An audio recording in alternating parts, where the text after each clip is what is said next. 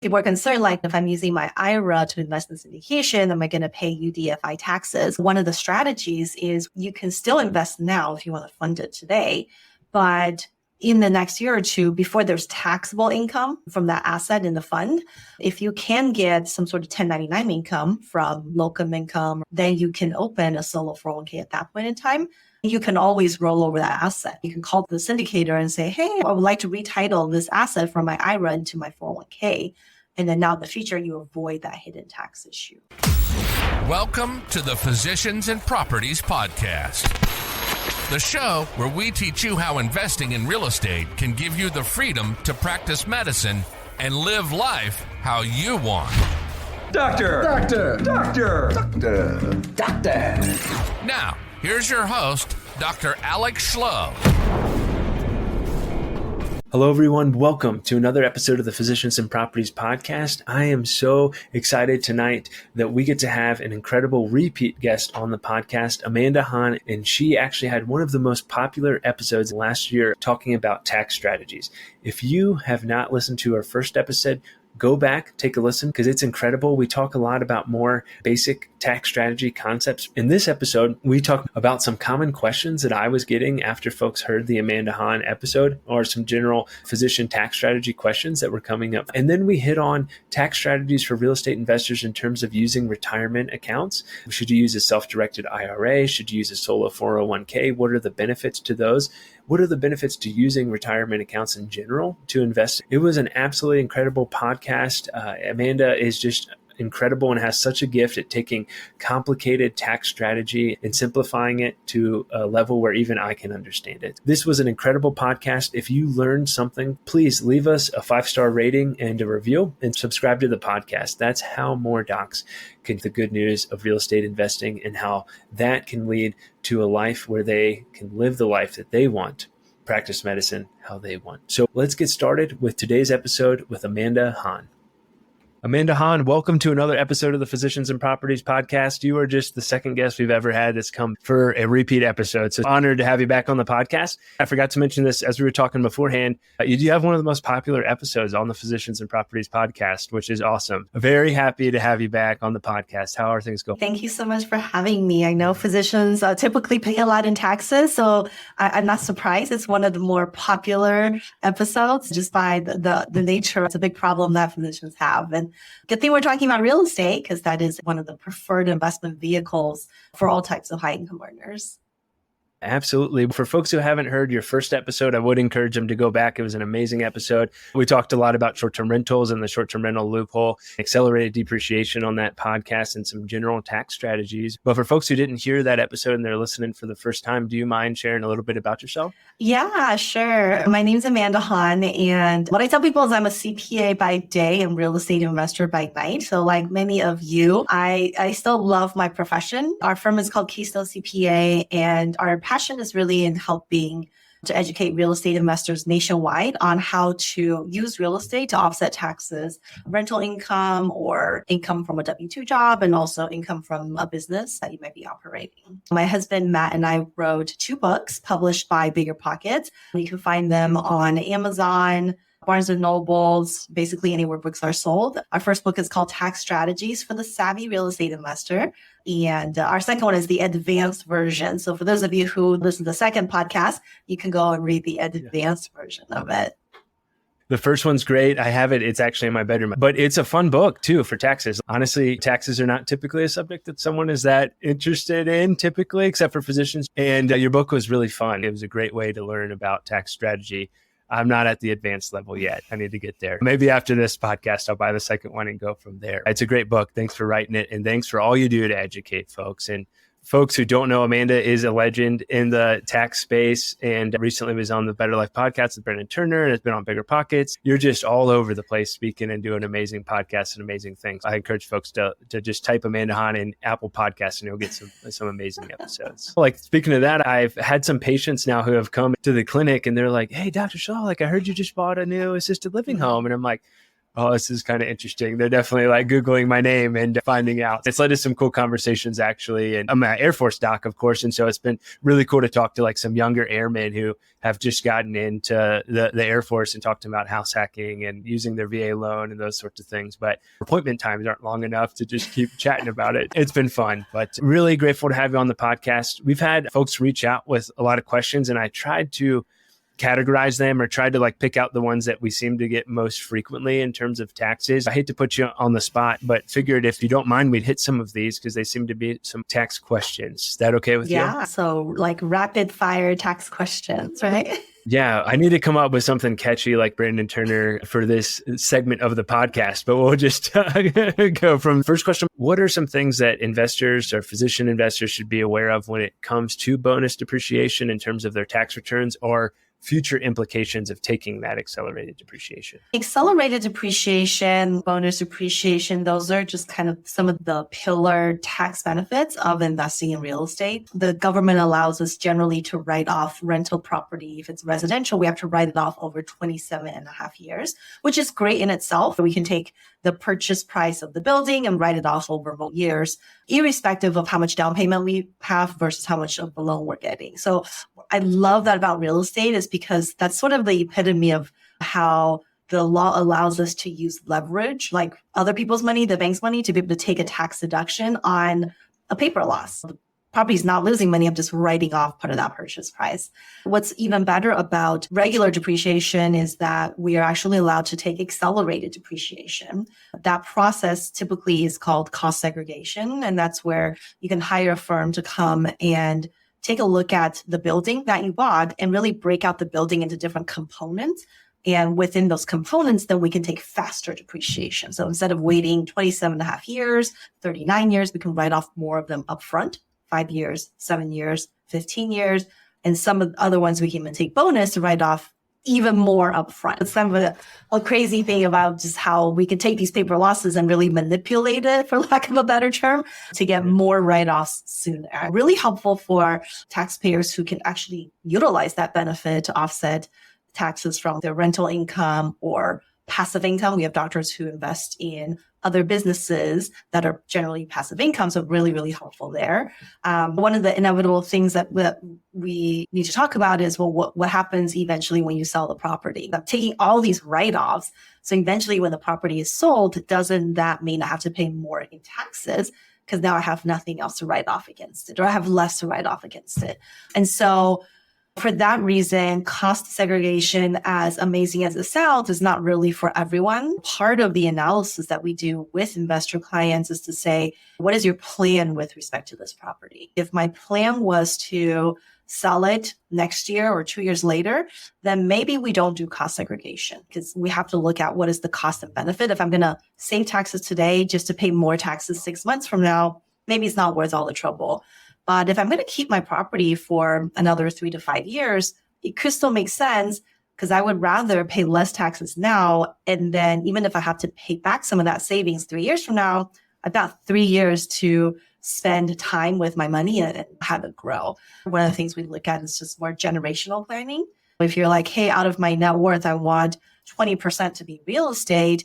Even if I were to sell this property, maybe I'll 1031 exchange into another property or an apartment building, then I have the potential to not even pay taxes on the sale, even though I've taken bonus depreciation or accelerated depreciation. That's sort of part of the game that wealthy people play. And I always want to tell, clients, these strategies are not just for the wealthy, it's actually for everybody too. There's nothing that says you have to make X million to use this. If you make $200,000, you can use the same strategy. Kind of the biggest pitfalls would be timeline or time horizon from cost seg to selling the home. In terms of writing it off, I guess another question I would have would be, say, for example, you have a deal where you're getting, for simplicity's sake, say a 10% equity stake in a property, but you're also getting a 10% promissory note. Could you write off the income from that promissory note with the depreciation that would come from the 10% equity stake? It really depends on how it's structured. In a simplistic form, maybe the question is, I have rental losses from depreciation that I created, and then I separately have interest income whether it's from the same fund or just interest income from Bank of America, generally don't offset each other. Just like if I sold Apple stock or Tesla stock, even if it's the same, those are different designations. That's the default rule. But if you or a spouse can qualify as real estate professional, then rental losses offset all different types of income, which then includes all this investment portfolio income too. I'm sad to report that my wife, Stephanie, still is not a real estate professional, even after listening to the first episode. Like you said, if I invest in real estate, I have so many different options. I can buy my own properties. If I don't want to be so hands-on, I can invest in a syndication. A lot of times people think my fund is involved in real estate. I'm going to get all these tax benefits of real estate. But there's a very big difference between how the fund is investing. Let's say you had a assisted living fund and I invested in it and it's structure where I'm going to have rental losses because we own the building, then great. We're going to have rental losses from depreciation.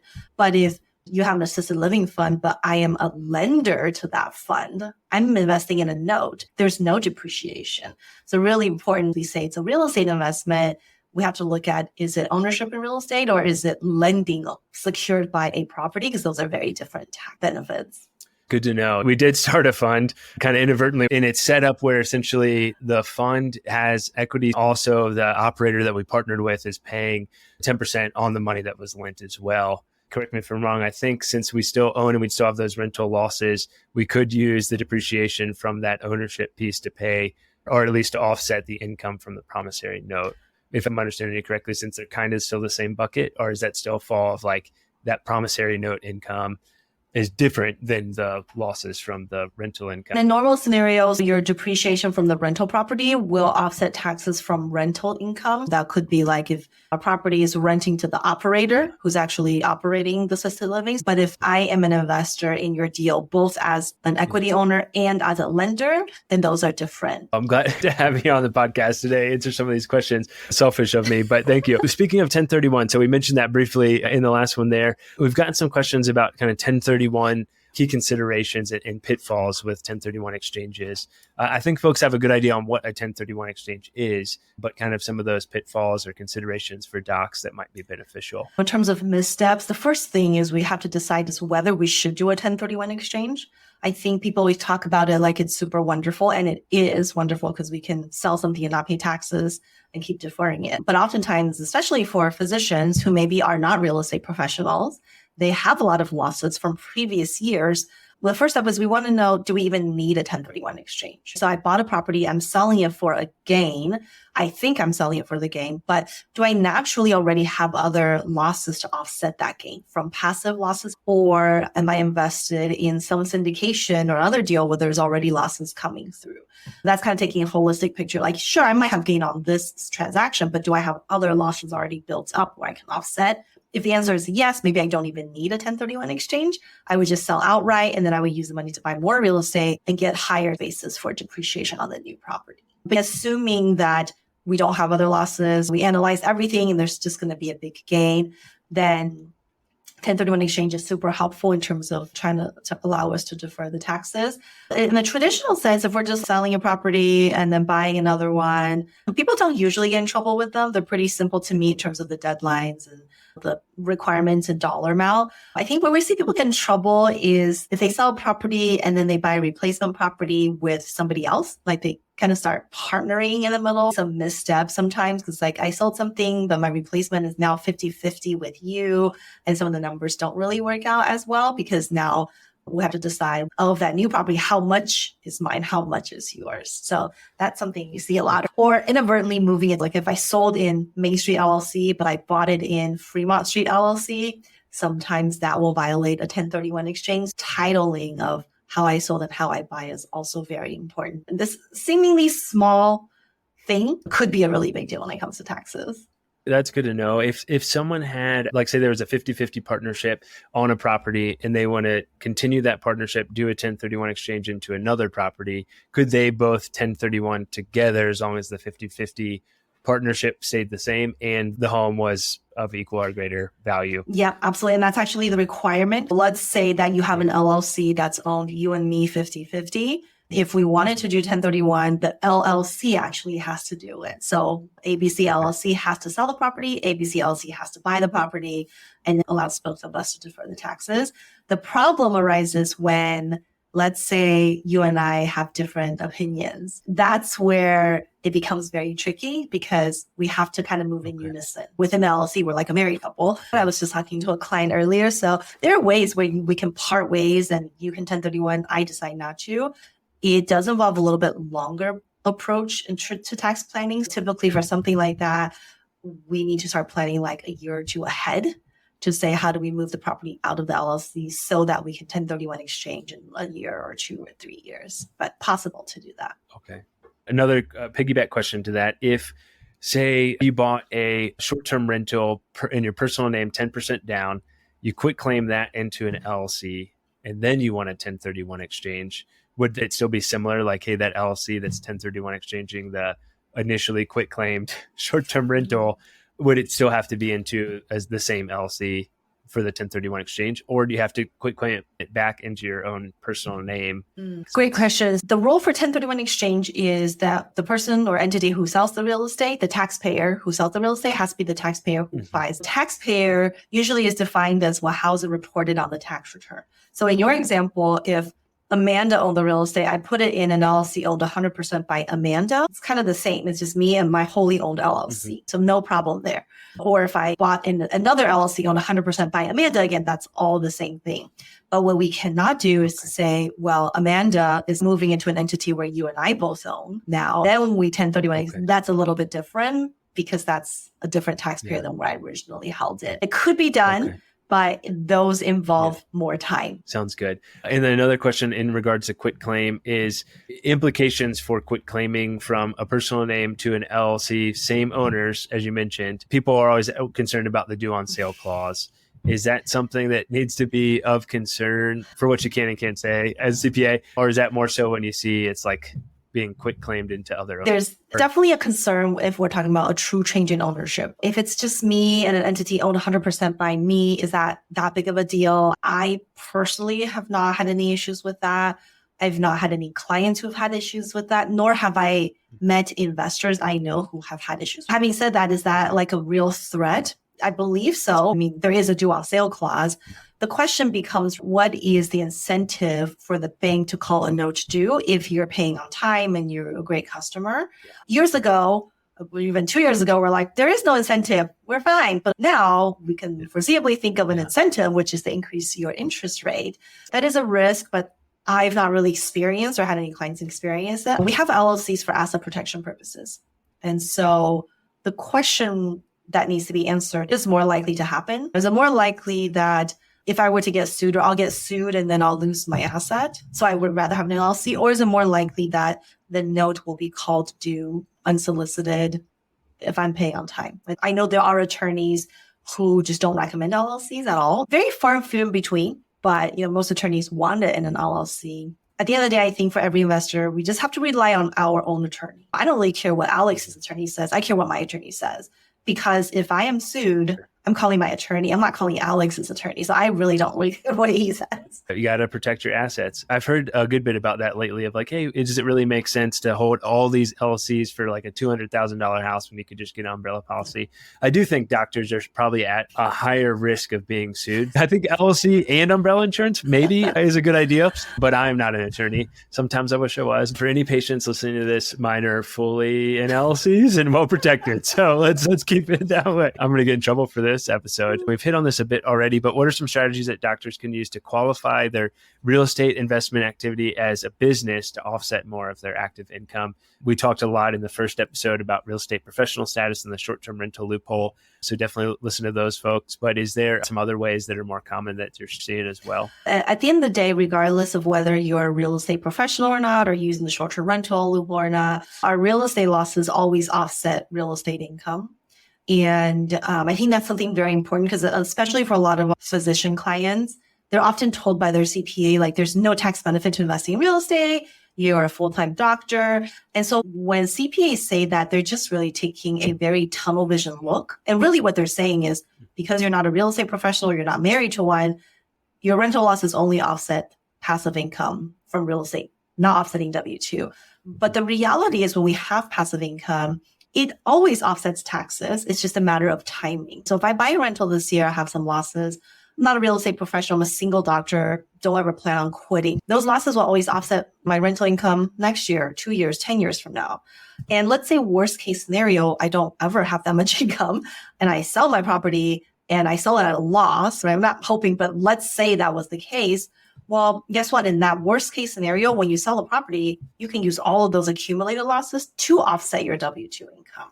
I just hate it when CPAs say there's no tax benefit to investing in real estate because it is the same exact benefit. The only difference is the timing of when I get to use it. Some people get to use it now if they have a nice spouse who could be a real estate professional, or they can use the short-term rental loophole. But if they're not, then they just get to use it down the road when they exit or when they're able to generate more income from it.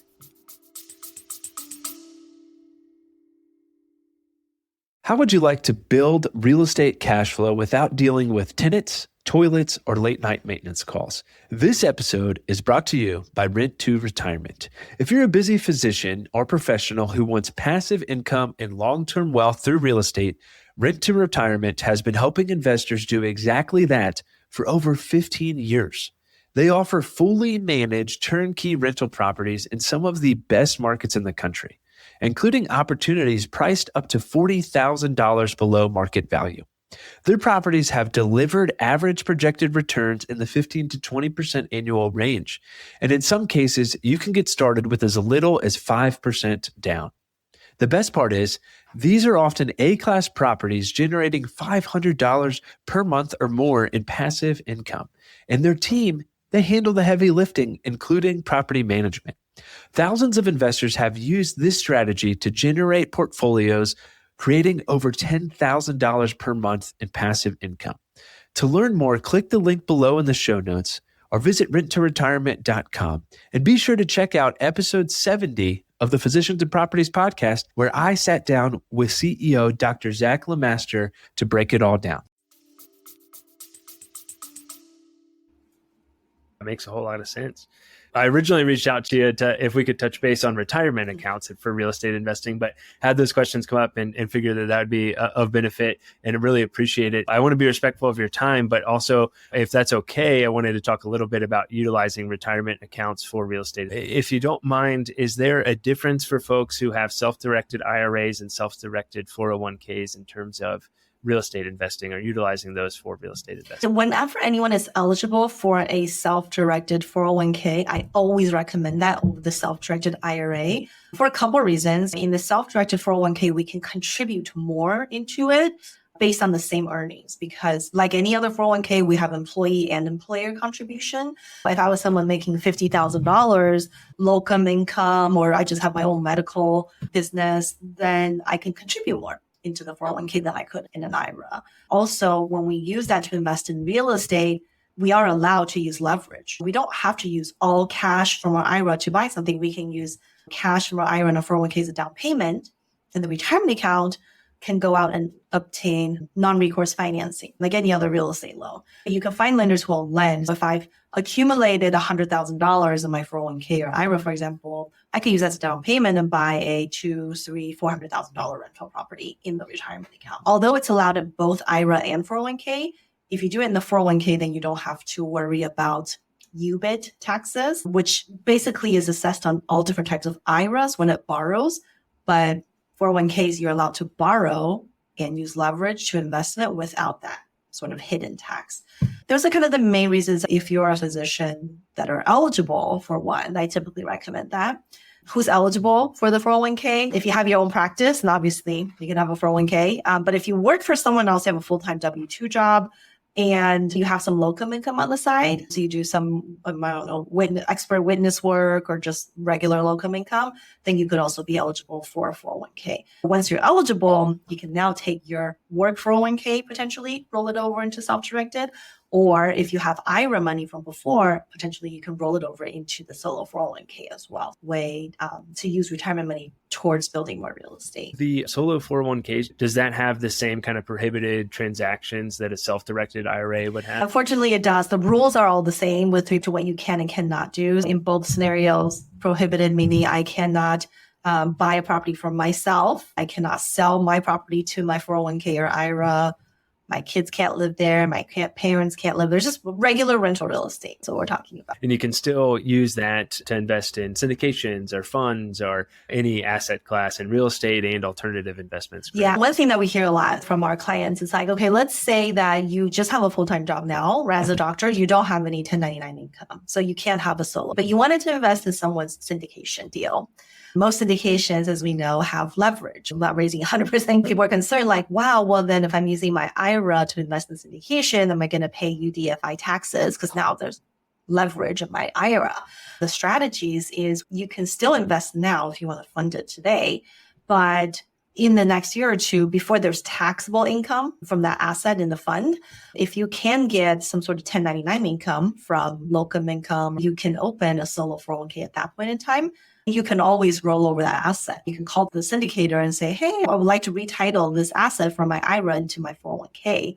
And then now in the future, you avoid that hidden tax issue. I didn't know that. I got a couple people I need to make sure listen to this episode that just invested in a deal with us. I've talked to, about like that, the Better Life event. I talked to a lot. They never heard about it because not that many CPAs specialize in real estate, and then self-directed for real estate. It's a lot of times they're like, oh my gosh, I did not know my IRA or Roth IRA even. Right? It's Roth, but it still would need to pay this UBIT tax if there's leverage. And again, simply earning 1099 income, rolling to a solo K because you have that earned income is really, really helpful because save a lot in taxes, especially if it's a syndication fund where you're expecting a high return in the future. The UBIT tax, is that a certain percentage or is it based off like the amount of gain from the deal? I believe it's about 37%. It's pretty high, but it is on taxable income, not just gross rent. We do get to take depreciation. Let's say I invested my IRA in your fund. I'll still get a K1 that shows my natural depreciation. That's why I was saying the first couple of years, maybe I'm not concerned because I'll have a loss from the depreciation. But it's in the later years where like, okay, now we've used up the depreciation. I'm going to have taxable. Whatever the taxable portion is, we allocate it between cost versus debt of the property. Let's say it's $100 of income. This deal is 50% leverage. Now $50 of that is going to be subject to this tax. Always a cost benefit analysis to when we look at, does it make sense to use IRA or cash for a specific investment or 401k? Are there specific events where you would recommend like, hey, use your savings account money or cash instead of using your self-directed IRA or 401k? Yeah, I'll give you a great example. So let's say that I want to do rental real estate. I also want to invest in notes. These are two like common real estate routes. What we typically recommend is if you're going to make note investments, it's really good to use self-directed IRA or self-directed 401k. Reason being that when I'm a note investor, I mentioned earlier, we don't get depreciation because I don't own a note holder. I'm a note holder. What am I writing off? There's nothing to write off. And interest income is taxed at your ordinary rate, which is whatever your highest marginal rate is.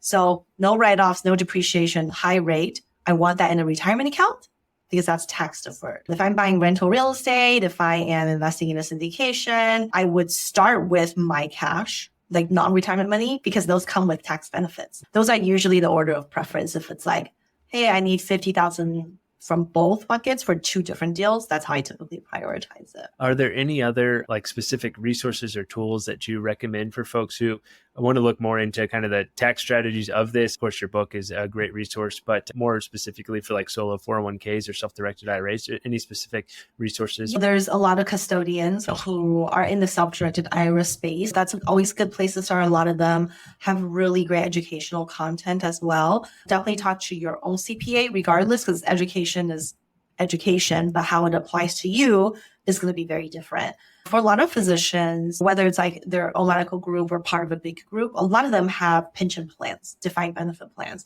What a lot of people don't know is pension and defined benefit plans are by design self-directed. Those actually a lot of times can be used for real estate. We have clients, older physicians who can fund a lot more into these plans. We have people who do $200,000, $300,000, $400,000 into a defined benefit plan, take an immediate write-off, and then the defined benefit plan and the 401k goes to invest in real estate. Very powerful way to save taxes, but depending on like how much income you're making from there as well. So yeah, and that's the fun stuff. We get to look at how do we move money from here to buy real estate and then get more write-offs and kind of cycle the money back and forth to build wealth and also get some tax savings too.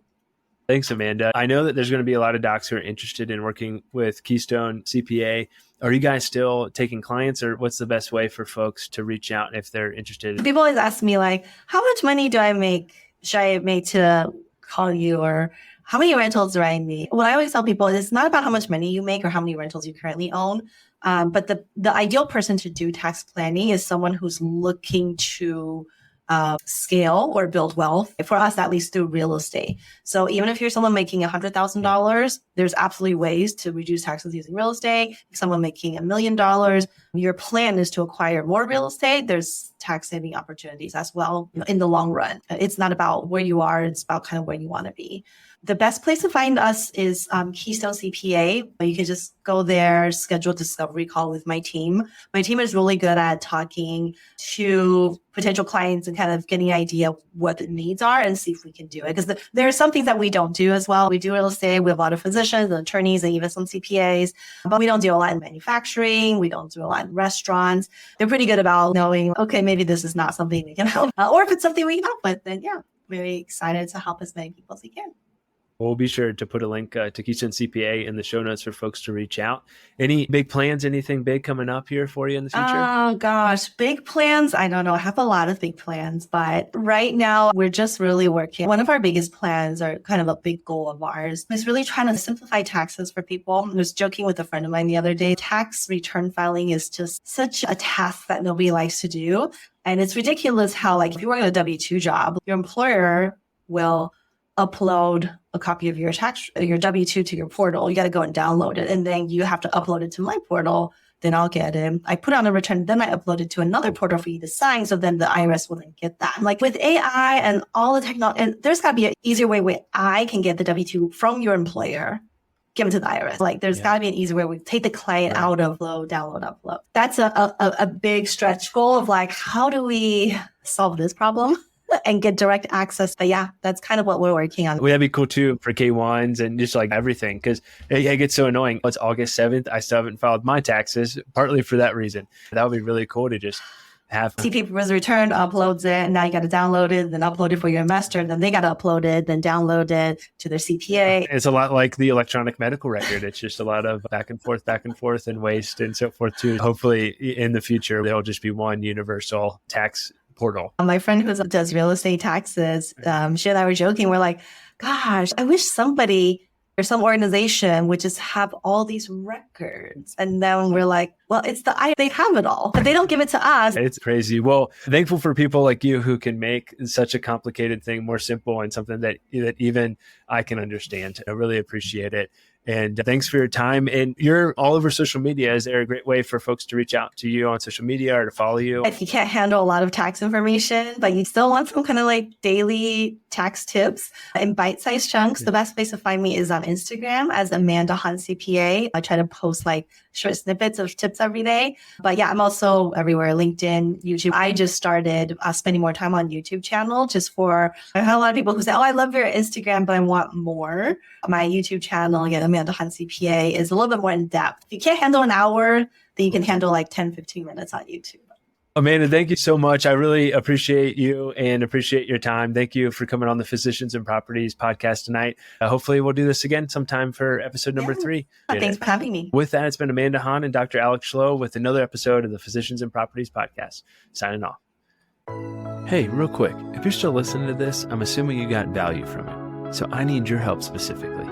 My 2-year vision with this podcast is to help 100,000 physicians learn how investing in real estate can give you the freedom to practice medicine and live life how you want. There are 2 main ways that a podcast grows. One is through ratings and reviews, and the other is word of mouth. If you can please leave me a 5-star rating and review on Apple Podcasts and Spotify, as well as send this to 1 to 2 friends that you think would get value from it, we can reach the physicians that we want to reach. Thanks in advance, and talk to you on the next episode. Please note that the information shared on this podcast is for informational purposes only and should not be considered financial or medical advice. The views expressed on this podcast are those of the host and the guest and do not necessarily reflect the views of the Department of Defense or the United States Air Force.